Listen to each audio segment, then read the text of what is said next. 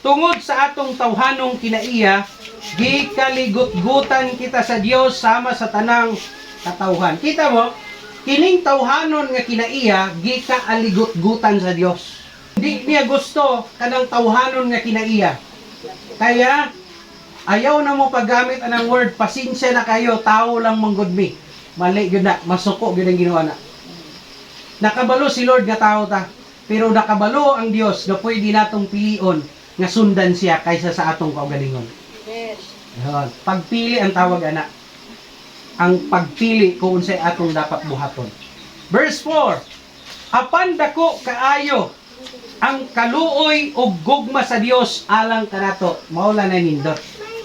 Tungod kay dako ang kaluoy ug gugma sa Dios sa atong kinabuhi. Inay mong tapad gikaluy-an kas Ginoo. Yon. Dako kayong kaluoy sa Dios, dako kaya niyang gugma sa atoa. Mao bitaw nang gipakamatyan ta sa Dios. Hello? Kung di pa ingana kadako ayang gugma, palansang ba na sa cross para nimo? Imagine na daw. Tungod kay dako kayang gugma para nato, mao nang nahimo niyang ipalansang niyang kaugalingon sa cross. Aron ikaw nga patay mabuhi. Amen.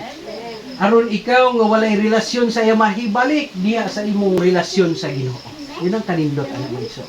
Okay, busa gani nga kaniadto patay na kita sa espiritu tungod sa atong pagkadautan.